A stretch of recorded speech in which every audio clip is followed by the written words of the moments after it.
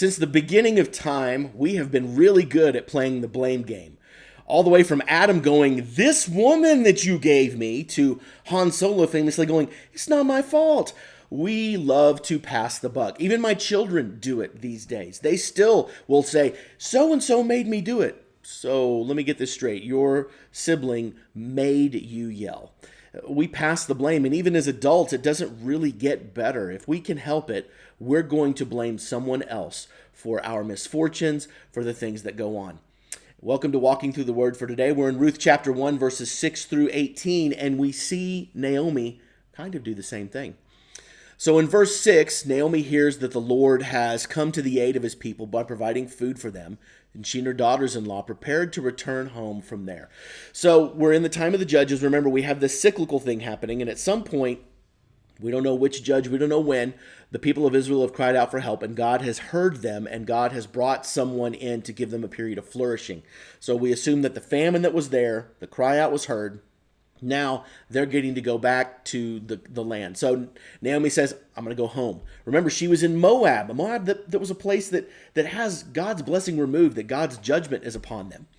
But anyway, in verse 7, they leave the place and they set out on the road that would take them to the land of Judah. And then Naomi stops and says, "You know what? Y'all need to go home. You don't need to come with me. The truth is I have no hope. But instead, I want God. You have shown me great kindness in verse 8 to your dead husbands and to me. And so now I'm going to pray that God, in verse 9, grants each of you will find rest in the home of another husband. You're young. You have a chance to marry, find a family. Me, I'm not so sure that I have that." Verse 10, the daughters push back and say, "No, we're going to go back with you to your people." And Naomi gives this speech here all the way through verse 13. That's a very important one that we're going to look at today. She says, "Go home. Why would you come with me? Am I going to have any more sons who would become your husbands?" Remember, back then the Jewish custom was that if a man died and he had brothers, then it was the job of the brothers to marry the wife so that they could produce heirs in the brother's lineage. It's a really complicated thing. It was kind of an Old Testament thing. But this is what Naomi's talking about. She says, "Go home," in verse 12. "I'm too old to have another husband. But even if I had to have a husband tonight and give birth to sons in 9 months, are you going to wait until they turn 18? So you're going to wait another 18 years unmarried until they grew up? You're going to wait unmarried for them?" And then this is the sentence that I want to focus on. "No, my daughters, it is more bitter." Now, bitter is an important word that we'll see later. Remember, words have meaning. Names have meaning. "It's more bitter for you because the Lord's hand has turned against me." See, Naomi is in some ways placing the blame on God here. The truth is that Naomi placed herself in this situation. I think she recognizes it a little bit, and that's where this statement comes from. Naomi's kind of trying to shift it, but at the same time, God's not letting her get out of it. Because you see, if you look back at the choices that they made, remember, time of the judges, there was no king, people did as they saw fit. So Naomi and their family, they moved to Moab. They left God's promised land and they went to this place without blessing.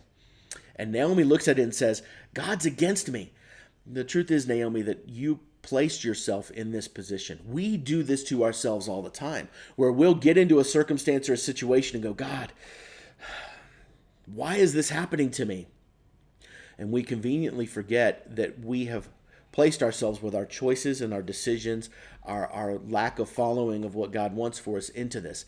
Now, that's not to say that this is always that happens. We know that there are times when God's judgment comes and God's discipline comes because of a purpose behind him, that he has a purpose for it. But here's the reality of it. God's discipline always comes with a purpose, and that is to bring us closer to him, and more importantly, to bring God glory. When we face these difficult situations, the question doesn't become, "God, why have you done this to me?" but, "God, what can I do for you and for your glory and honor?"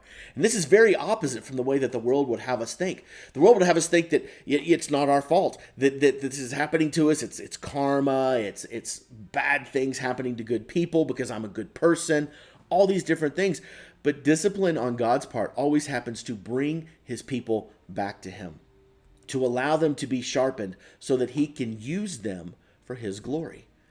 Naomi doesn't realize it, but the decisions that she made, God is disciplining her, but he's going to be using it for his glory and his honor. The story of Ruth, remember we talked about this. It's a story of grace. It's a story of redemption. This is a story of God's loving kindness. So when you're in the midst of a difficult time, in the midst of something going on, in the midst of wanting to place blame somewhere else, instead take a look at it and go, God, I don't know the big picture, but I trust that you are doing this for your glory and for my benefit. Okay, we're going to talk more tomorrow, and we're going to look at more of the what's in a name.